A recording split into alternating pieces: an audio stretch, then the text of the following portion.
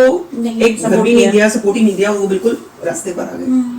वो तो एक बड़ी चीज है जो आपको खबर के रूप में दिखती है, लेकिन क्या ऐसे बहुत सारे ऐसे घर हैं जहां अगर आप जाकर देखो तो हस्बैंड के ना रहने पर वाइफ जो है जहां बहुत अच्छी तरीके से रह रही थी, आज उनकी हालत बहुत बुरी है और शायद उनको एक दवाई के लिए भी 10 बार अपने बच्चों से मांगना पड़ता है। तो मैं कहती हूँ औरत का आत्मसम्मान बहुत बड़ी बड़ी बात है, तो वो जो होना हर लेडी के लिए बहुत जरूरी है। और यहाँ पे हमारा MWPA एक्ट काम आता है। अब आप पूछेंगे MWPA क्या है? MWPA का मतलब है मैरिड वीमेन प्रॉपर्टी एक्ट। अच्छा, ये एक्ट बहुत पहले से था और ये सिर्फ एंड सिर्फ इंश्योरेंस में ही लागू होता है। अच्छा, किसी और प्लान के साथ हम इसको अटैच नहीं कर सकते। दूसरी बात, इसको अटैच करने से कोई पैसा नहीं लगता, zero amount. For an example मैं आपको बताती हूँ, एक बिजनेसमैन है या फिर एक लॉयर है या फिर एक डॉक्टर है या एक नॉर्मल सैलरी पर्सन है, वो अगर MWPA के तहत कोई भी प्लान खरीदता है तो वो जो पैसा होता है वो सिर्फ और सिर्फ उसका बेनिफिशियरी उसकी वाइफ और उसके बच्चे होते हैं।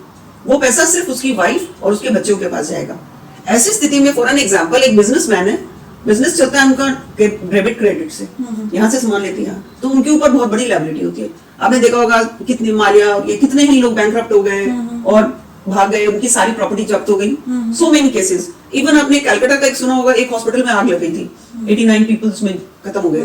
तो जो हॉस्पिटल का ओनर था उसको सारा अपनी संपत्ति दे करके गोल्ड, इवन उसके जो पॉलिसी लेते हैं उसका पैसा भी सब कुछ गवर्नमेंट जब्त कर लेती है। लेकिन MWPA एक्ट के साथ अगर आप पॉलिसी लेते हो तो उसमें रखा हुआ पैसा चाहे वो 20 करोड़ हो या 10 करोड़ हो या लाख हो, वो कोई भी एक्ट उसको टच नहीं कर सकता। अच्छा। क्योंकि ये औरत की संपत्ति हुई। तो इसमें ये पैसा बिल्कुल सेफ है। ये पैसा इवन हस्बैंड भी नहीं ले सकते। अच्छा, ये पैसा बेनिफिशियरी के पास ही जाएगा और बेनिफिशियरी ही उसको इस्तेमाल करेगा। तो ये दो तरीके से काम करता है। पहला, एक हस्बैंड ने लिया और ये पैसा उस वाइफ के पास गया तो वो वाइफ की प्रॉपर्टी हो गई। कल को बच्चे रख नहीं रहे हैं या आपने देखा कई घरों में ऐसा होता है कि फादर के मतलब जो मुखिया नहीं रहा तो बाकी भाई बहन या वो आ जाते हैं प्रॉपर्टी मांगने के लिए, आप उसमें कुछ नहीं कर सकते। बट ये पैसा वो भी टच नहीं कर सकते। इवन CBI, इनकम टैक्स, कोई डिपार्टमेंट इस पैसे को टच नहीं कर सकता। ये बहुत ही सिक्योर है। तो ये बहुत सिक्योर मनी है और ये एक बार में मिल जाती है। ये एक बार में रिटायरमेंट प्लान जैसे नहीं है। नहीं, किसी भी प्लान के साथ आप इसको अटैच कर सकते हैं। किसी भी प्लान के साथ इसको अटैच कर सकते हैं और ये पैसा सिर्फ और सिर्फ उस बेनिफिशियरी को ही मिलेगा, किसी और को नहीं मिलेगा।